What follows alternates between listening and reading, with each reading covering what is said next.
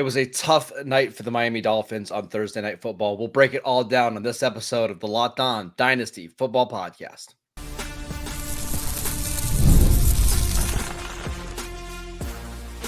You are Locked On Dynasty Football, part of the Locked On Podcast Network.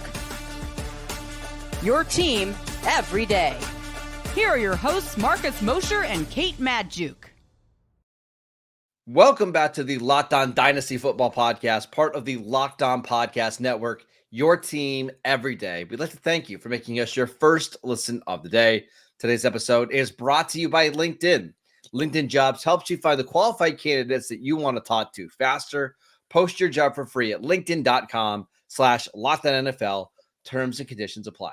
Welcome back. I'm your host, Marcus Mosher. You can follow me on Twitter at Marcus_Mosher. Joining me today, as always, is Kate Madjuk. You can follow her on Twitter at Kate Madjuk. You can read her also over at Yahoo. On today's show, we're going to discuss this Bills offense with James Cook scoring 3 touchdowns. We'll do some commotion at the end of the show, players that you need to promote from your bench or the waiver wire into your starting lineups in week 2. But Kate, we have to first start with the biggest story from Thursday Night Football. Tua left, I believe it was late in the third quarter with a concussion.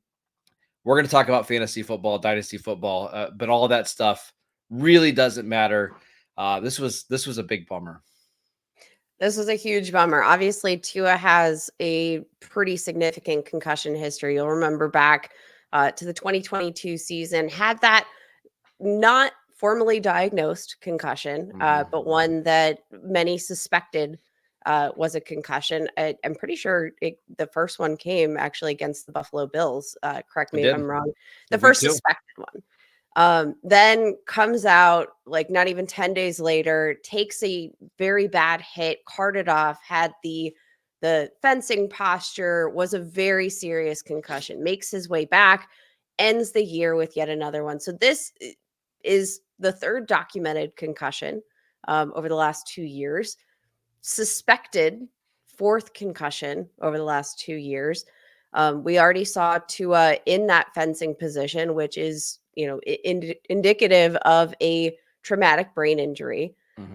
The last concussion that Tua had, and everyone is different, so the timeline is totally TBD, but you'll remember Tua was out for a good chunk of that offseason while the team kind of waited for him to fully recover from that concussion. I can't remember when he was actually cleared. I think maybe May. Yeah, April? I remember he got hurt. It was the Christmas Day game against the Packers that he had that last concussion. The Dolphins actually went on to make the playoffs that year with Skylar Thompson. But yeah, he didn't do really anything all off season long, and that's when he contemplated retiring. Yep. And I think we have to probably consider the fact that might be a conversation. Obviously, we don't know how his recovery from this concussion will play out. Like I said, every concussion's different. The recovery, the timetable, and TBD on all of that. Yeah. But I do have to imagine that Tua is going to seriously consider, is this worth it? Because that's a conversation he's already had. And again, from a dynasty perspective, from a fantasy perspective, it doesn't really matter. But we do know that Tua, despite having a really tough outing prior to this injury, is a big part of what makes this passing attack so efficient. He is so integral to this Miami offense. You could call him a system quarterback, but like Skylar Thompson can't execute this offense the way that Mike McDaniel wants to do so. So like any loss of Tua, whether this be a short-term or long-term loss, is pretty huge for all of the playmakers that surround him. Here's what I hope happens with Tua. I hope the Dolphins put him on the injured reserve list and just say that he's out for the season. That way it takes off any pressure for Tua to feel like he needs to try to get back onto the football field to help this team win games, right? Like take the pressure off of Tua and then reevaluate things in the 2025 offseason. They did just give him a massive contract. I'm assuming Tua is going to want to play, but I'm hoping the Dolphins protect Tua from himself, because it's more important than just trying to win football games, right? This year, you want his long-term health to be in the right spot. In the meantime, for the Dolphins, I don't know what they do at quarterback, Kate. And again, we're going to have to talk fantasy and dynasty because that's what this show is, and that's what you guys want to hear. I don't know what the Dolphins do. I don't know if they ride out with Skylar Thompson the rest of the year, who they did have some success with, I believe, in the 2022 season, or do they go out and try to get a veteran quarterback, maybe someone like Ryan Tannehill, or do they shoot for the stars? I mean, they lost a draft pick during the 2024 draft because of a tampering violation for Tom Brady. Like, do they try to go out and recruit Tom Brady to play in this offense? And, they could convince Brady, hey, we're 1-1 after 2 games. We've got a really easy schedule coming up. We've got great receivers. Come join us rather than sitting in that stuffy broadcasting booth. I have no idea what the Dolphins do here, but it feels like everything is on the table. I actually did not have Tom Brady even in the realm of possibility, but like, if you're looking at Tom Brady right now and you're like, okay, obviously his NFL debut in the booth has come with its critiques, right? He's Tom Brady, but he might not be the Tom Brady of broadcasting just yet. Maybe after a little bit of a rocky outing, I have to imagine that the Dolphins are going to be exploring every avenue, right? Because Yes. they are projected to be in the postseason conversation. And Yes. I think you wouldn't be doing your due diligence if you didn't make those calls. Whether or not he wants to, We'll see. go for it, we'll see. But I mean, it would be an intriguing option because let's face it, Tom Brady at 57 years old is going to be a better option than Skylar Thompson. Like, Yeah. it doesn't matter about, just it's about timing, right? And like, there's no better rhythm quarterback than Tom Brady that can make the layup throw, that can Yeah. still get this offense into a position where it needs to be. I think he would actually probably be an interesting fit for Mike McDaniel. TBD, are there any other quarterbacks, like backup No. quarterbacks right now in the league? Obviously, Ryan Tannehill, he's on waivers. Or not on waivers. He's a free agent in the NFL world. Are there any backup quarterbacks that you were like, ooh, Nope. no? No. I mean, unless you can convince a team like the Saints to give up Derek Carr and then just ride with Spencer Rattler. But after a big performance in week 1, I think the Saints are going to want to at least see this Derek Carr situation through.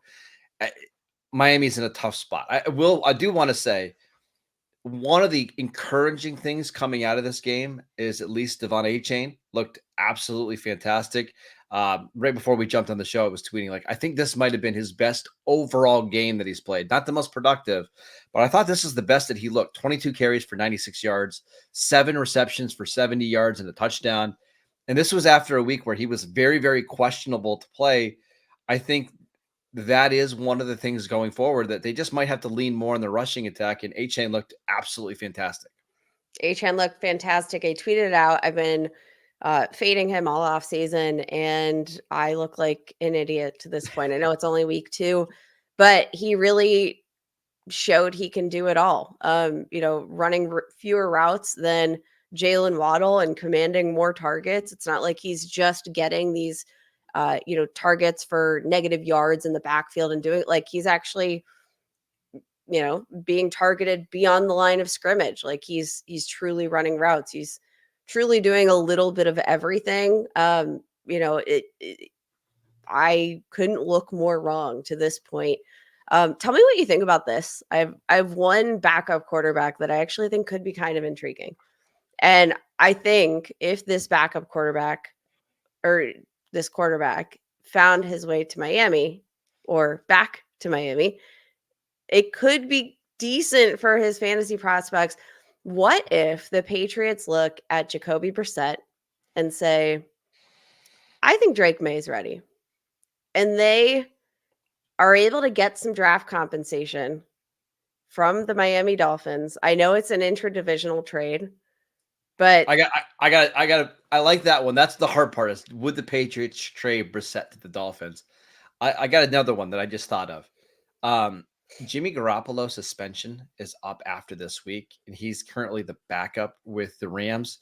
Obviously, Mike McDaniel knows Jimmy Garoppolo well from their days with the 49ers.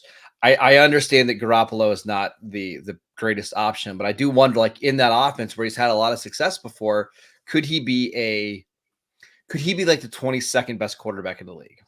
Okay, I have one more, and this is going to be absolutely insane. Yeah. Trey Lance. No. No, because I'm not. I don't think he It's fits this over. offense. It's never been more over for Trey Lance. But No. can we just talk about how funny it would be if the Dolphins were this integral part of the 49ers trading up to draft Trey Lance in the first place, and then they were the team that Right. ended up starting him for real? Like, I'm sorry. I just kind of want to see it happen for my entertainment's sake. But I do think that whatever quarterback plays for the Miami Dolphins, you have to probably consider them a weekly start in Probably. super flex formats, regardless of who it is, just because of this personnel. All right, okay, let's talk about the Buffalo side of things because they looked absolutely dominant on both sides of the ball. Let's talk about James Cook next. This episode is brought to you by LinkedIn. When you're hiring for your small business, you want to find quality professionals that are right for the role. That's why you have to check out LinkedIn Jobs. LinkedIn Jobs has the tools to help you hire the right professionals for your team faster and for free. LinkedIn isn't just another job board. LinkedIn helps you hire professionals that you can't find anywhere else, even those who aren't actively searching for a new job, but might be open to the perfect role. In any given month, over 70% of LinkedIn users don't visit other leading job sites. So if you're not looking on LinkedIn, you're looking in the wrong place. On LinkedIn, 86% of small businesses get a qualified candidate within 24 hours. Hire professionals like a professional on LinkedIn. Post your job for free at linkedin.com/LockedOnNFL. That is linkedin.com/LockedOnNFL to post your job for free. Terms and conditions apply. This episode is brought to you by FanDuel. You've heard us talk a lot about FanDuel, America's #1 sportsbook. It's where I place all my bets. But we've got something a little bit different for you this week. Now through September 22nd, all FanDuel customers can bet $5 and get a 3-week free trial of NFL Sunday Ticket from YouTube and YouTube TV. Then with a YouTube TV base plan, you're going to be able to watch every regular season Sunday afternoon out of market game. All you need is a Google account and a current form of payment, and you can cancel anytime.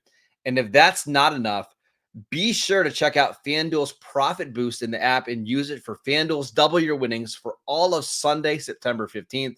Pre-game moneyline bets. Profit Boost will be live starting yesterday. View your account page now to learn more about your boost. Just visit FanDuel.com to download America's #1 sportsbook.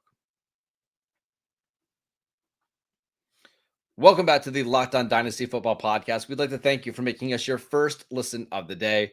For your second listen, check out the new Locked On NFL show. 2 shows every single day. First, the madman Tyler Roll that kicks you off in the morning with a double shot of NFL espresso. Then stop by the barbershop with Tony Wiggins in the afternoon for some real NFL talk. Add in the local Locked On experts and you get unprecedented NFL insight, hot opinions, detailed breakdowns, all in 30 minutes. It's the new Locked On NFL, and it's twice a day.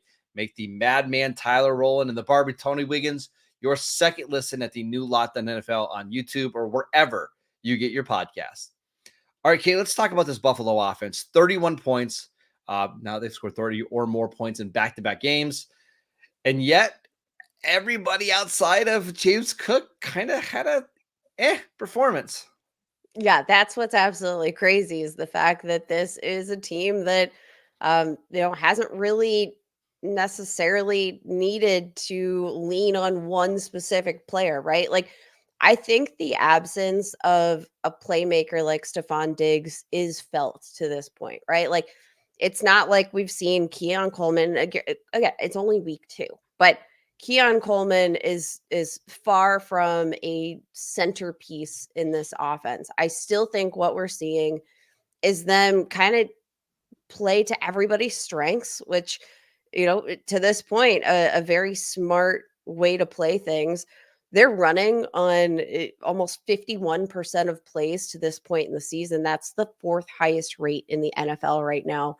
Again, most teams have only played 1 week, so it's very early, but I do think what we're starting to see is, them willing to take the ball out of Josh Allen's hands sometimes, which, like, we all know his tendency to play hero ball and the propensity that has in generating turnovers. And I think what Joe Brady has kind of tried to do since taking over as the interim offensive coordinator last year is limit opportunities for Josh Allen to need to play hero ball. And that all culminated in the best career game that James Cook has ever had. It wasn't just the explosive runs.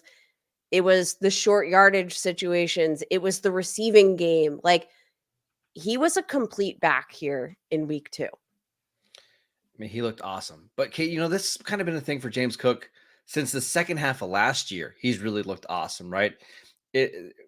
What's weird is Buffalo went from this like spread offense where they want to play 3, 4, 5 receivers and throw the ball all over the yard to a power running team behind James Cook, and it's working, right? Like, it's a very weird transition that this Bills team has made.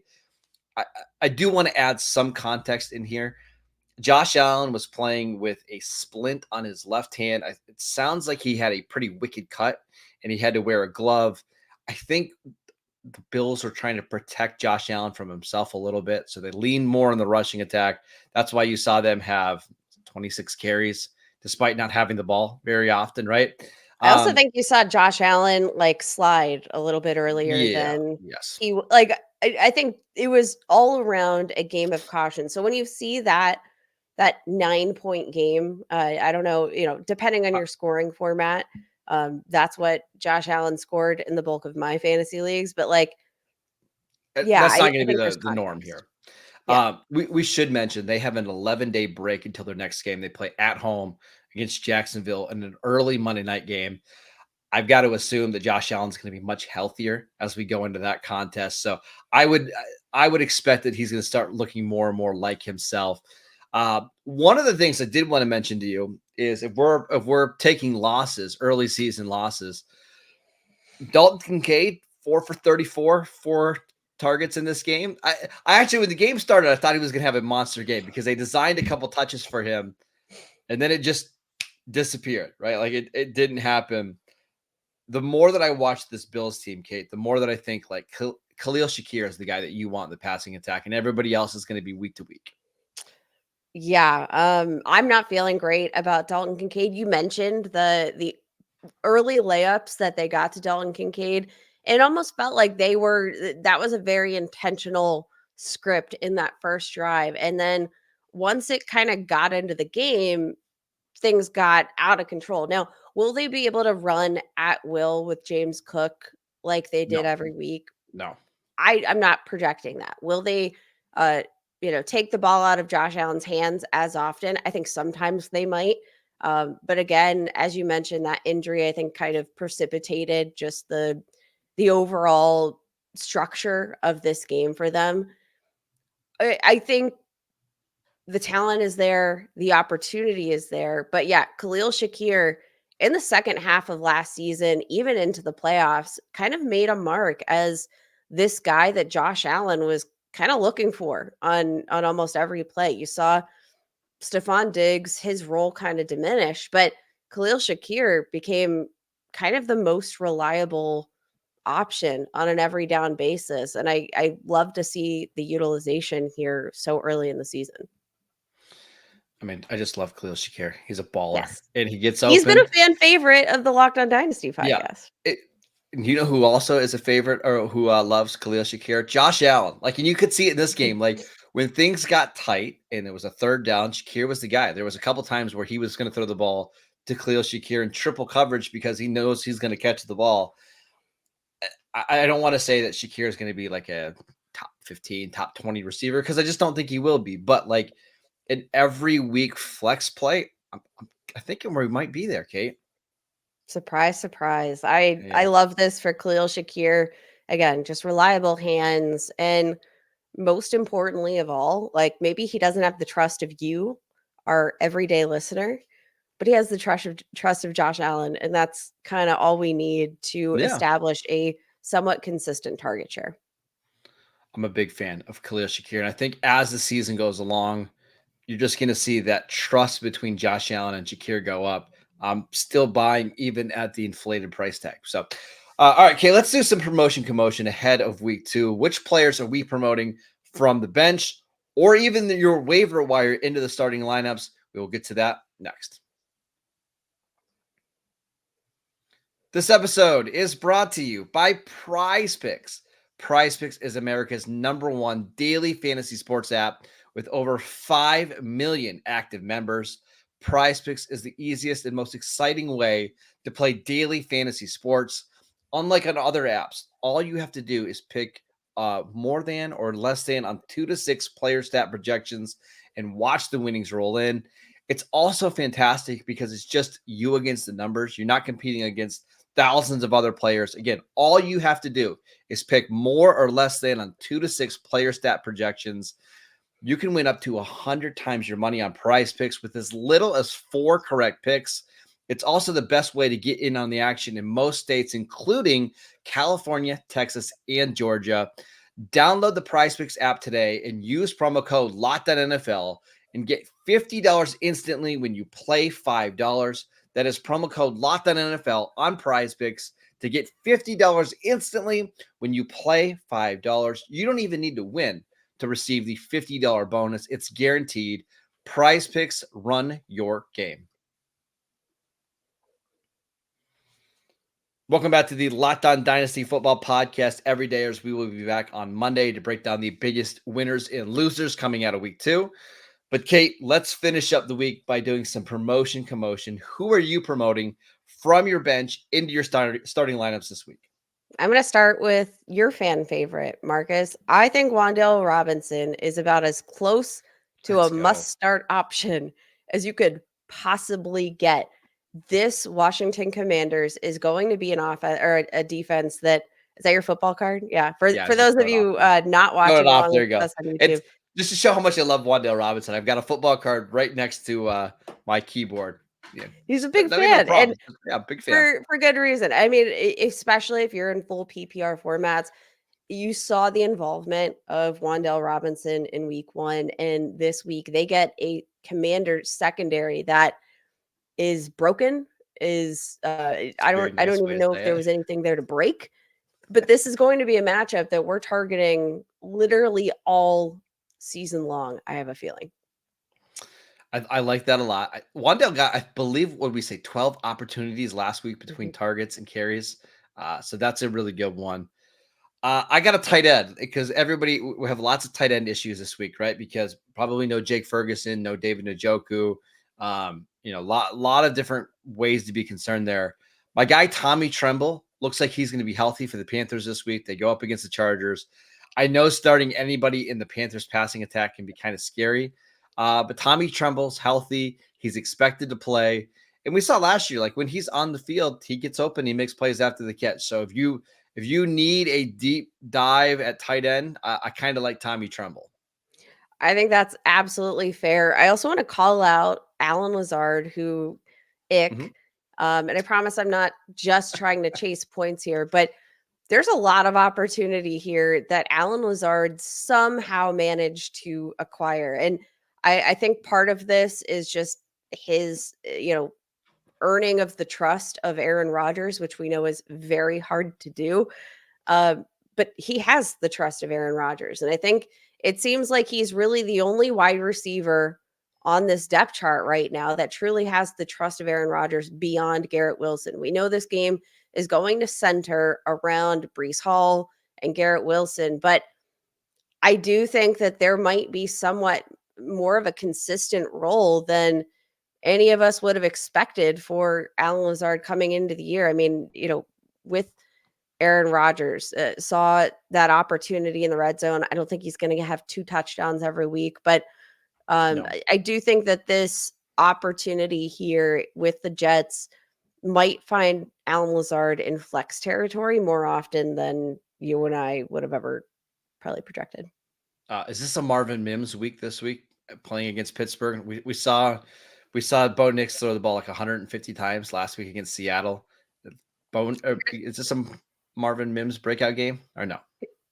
I see. Here's the thing, Marcus. It's I don't know if it's going to be the Marvin Mims game, because in order to be the Marvin Mims game, he has to play. And that's an issue, I think. I don't think you can get fantasy points from the bench. That's exactly the point. If he did get fantasy points on the bench, like a points per benched minute, in a points per bench limit. Yeah, like Marvin Mims might be wide receiver 1 at this point. I don't know that he has the trust of Sean Payton, like Deuce Villay already playing far above Marvin Mims in this not offense. Great, Kate.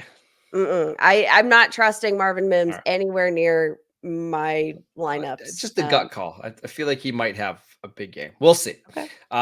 All right, that is it for today's show. We want to thank you for making Locked On Dynasty Football your first listen every single day. Go check out our show on YouTube. Go check out the Locked On NFL show for your second listen. They've got 2 shows every single day, one in the morning with Tyler Rowland, one in the afternoon with Tony Wiggins. They do an absolutely fantastic job.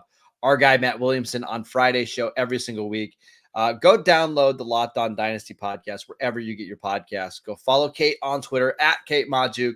I'm at Marcus_Mosier. Enjoy all of the games this weekend, and we will see you right back here on Monday.